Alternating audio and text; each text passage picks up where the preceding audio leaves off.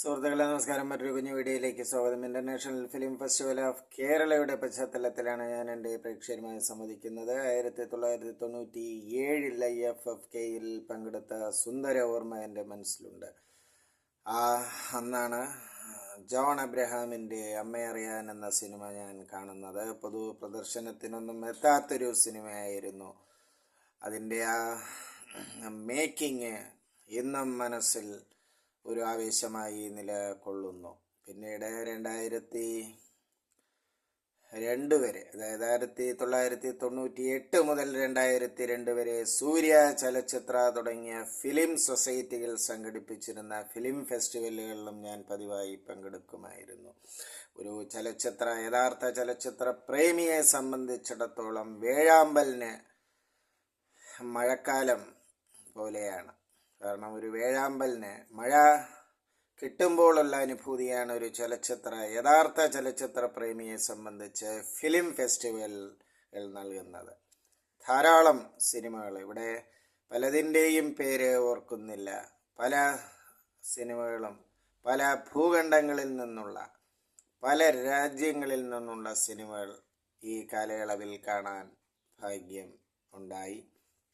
ഇപ്പോൾ ശ്രീലങ്കൻ സിനിമയുടെ പിതാവെന്നറിയപ്പെടുന്ന Leicester James പെരിസിൻ്റെ ചിത്രങ്ങളുടെ ഒരു നിര തന്നെ അന്ന് പ്രദർശിപ്പിക്കുകയുണ്ടായി.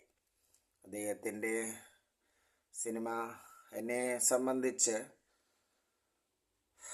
വലിയ കാഴ്ചയ്ക്ക് രസം തോന്നിയില്ലെങ്കിലും അദ്ദേഹം ശ്രീലങ്കൻ സിനിമയുടെ പിതാവായിയാണ് കണക്കാക്കപ്പെടുന്നത്. നമ്മുടെ സത്യജിത് റായ്ക്ക് ഇന്ത്യൻ സിനിമയിലുള്ള സ്ഥാനമാണ് ലെസ്റ്റർ ജെയിംസ് പെരിസിനുള്ളത്. അപ്പോൾ അദ്ദേഹത്തിൻ്റെ സിനിമ ആസ്വദിക്കാൻ ആവാതെ പോയത് എൻ്റെ പരിമിതമായ ചലച്ചിത്ര വിജ്ഞാനം കൊണ്ടാവാം.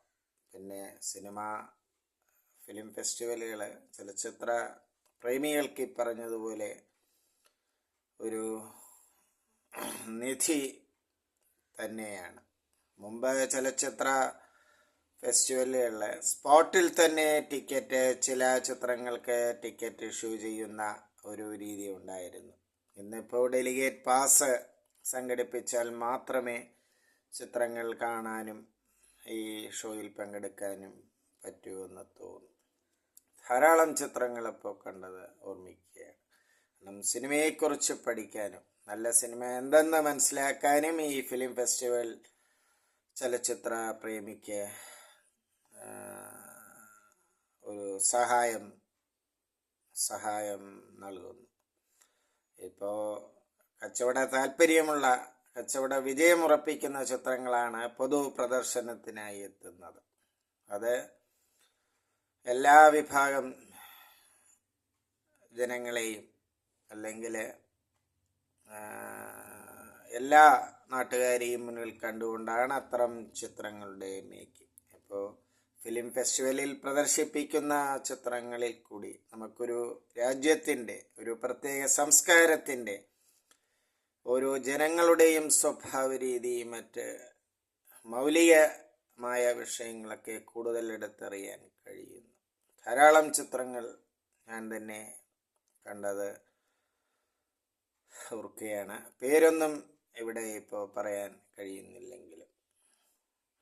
നന്ദി, നമസ്കാരം.